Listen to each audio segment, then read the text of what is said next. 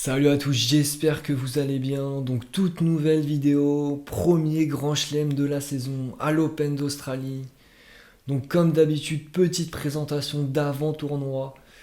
Donc le tenant du titre, c'est évidemment l'Italien Yannick Sinner, qui aura la lourde tâche de conserver sa couronne parmi vraiment de bons joueurs, de bons concurrents. Donc ça va être vraiment un très beau grand chelem, je pense.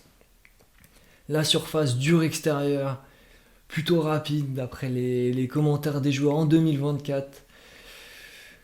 Donc voilà, c'est tout pour cette petite présentation. On passe tout de suite aux favoris et aux outsiders.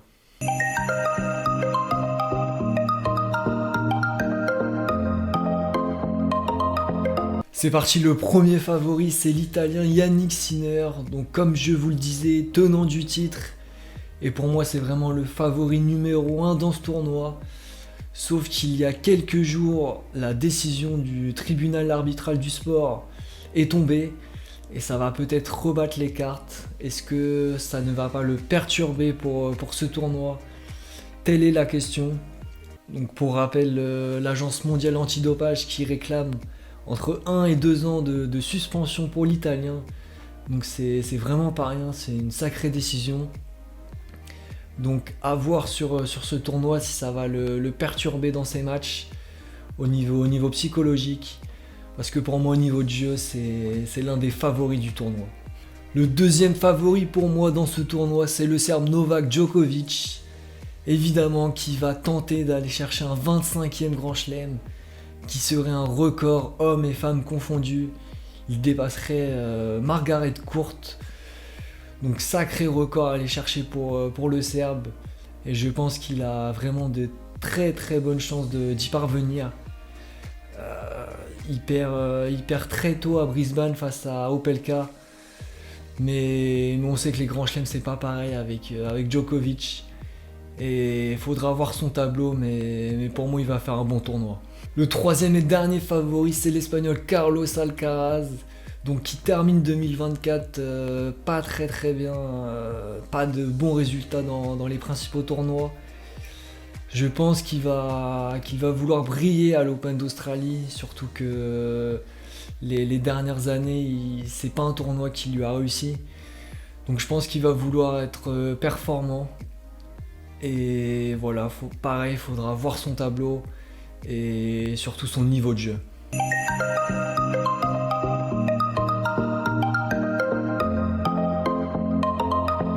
Le premier outsider, c'est l'Allemand Alexander Zverev.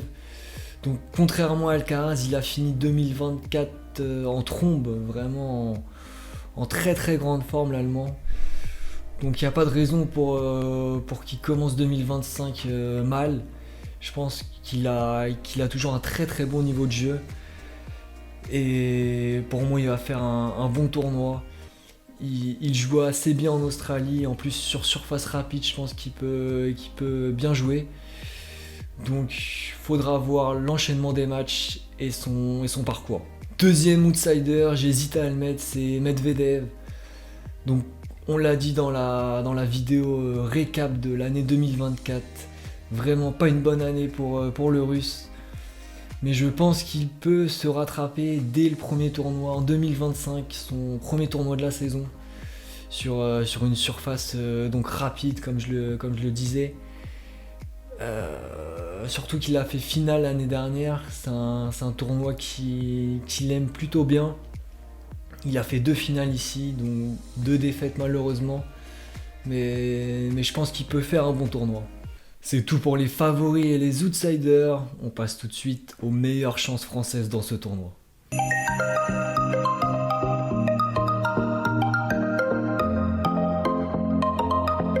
La première meilleure chance française, c'est Arthur Fils pour moi. Alors il fait pas un très bon début de saison, il a perdu assez tôt à Brisbane il me semble. Mais il a très très bien terminé l'année en remportant un ATP 500, même 2 je crois. Ouais 2 c'est ça. Et je pense qu'il va confirmer pour le premier tournoi de l'année, vraiment important. En 3-7, Je pense qu'il a acquis pas mal d'expérience en 2024. Et pour moi, il va continuer dans cette lancée dès le premier Grand Chelem de la saison. Deuxième meilleure chance française, Hugo Humbert. Donc il n'a pas encore joué cette année, il n'a pas disputé de tournoi. Il va débuter son premier match en Australie. Donc tête de série. On se rappelle, il avait très très bien fini 2024. Donc évidemment, ça fait partie d'un favori pour cet Open d'Australie. Sur surface rapide, il peut vraiment faire un bon résultat. Pourquoi pas un quart de finale. Et voilà, avoir son tableau et son niveau de jeu. La troisième meilleure chance française, c'est Mpetshi Ricard. Donc le français, très très bon début de saison. Il fait demi-finale à Brisbane en battant de très très bons joueurs, Kyrgios, Tiaoé, Menzik. Malheureusement il perd contre Opelka, mais vraiment très très bon niveau de jeu, très gros service. Donc comme je le disais, sur surface rapide, ça peut vraiment l'avantager. Donc pour moi, il peut faire vraiment un bon tournoi. Maintenant, à lui de tenir sur la durée. On sait que 3-7 gagnants, c'est pas pareil que 2-7 gagnants. Donc à voir à ce niveau-là surtout. Mais bonne chance française quand même. La quatrième meilleure chance française, c'est Gaël Monfils, donc, qui vient de remporter le tournoi d'Auckland. Très très grosse performance. Le joueur le plus vieux à remporter un tournoi depuis 50 ans je crois. Donc voilà, très très très bon niveau de jeu.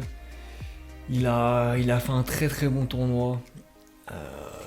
Donc pour moi, il a une bonne chance pour cet Open d'Australie.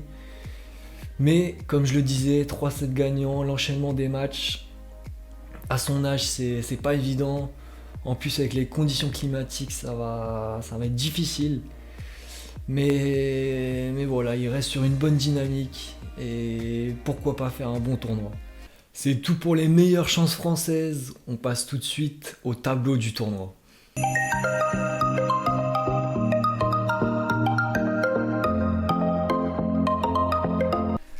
Allez, c'est parti pour ce tableau de l'Open d'Australie 2025. Et on commence tout de suite par l'Italien Sinner, donc tenant du titre. Premier tour contre Nicolas Jarry, le Chilien. Donc gros serveur, c'est jamais évident de jouer un serveur en premier tour. Et un petit peu plus tard dans le tournoi, il pourrait retrouver Berrettini, voire Holger Rune. Donc début de tournoi assez tranquille pour l'Italien. Ensuite le duel 100% français du premier tour, vraiment un match à regarder entre Gaël Monfils et Mpetshi Ricard. Donc deux gros serveurs, une opposition de style entre un joueur un peu plus offensif, Mpetshi Ricard, et Gaël qui est un peu plus défensif. Donc ça va vraiment être un match intéressant sur surface rapide.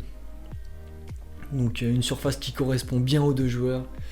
Mais vraiment un match à surveiller. Alors ensuite le russe Danil Medvedev face à un qualifié Sam Rage que je ne connais pas. Donc pour moi ça doit être 3-7, pas plus de 4 jeux concédés pour le russe. Après je connais pas le joueur mais normalement ça devrait passer facilement. Et un petit peu plus tard dans le tournoi, il pourrait retrouver son compatriote André Roublev.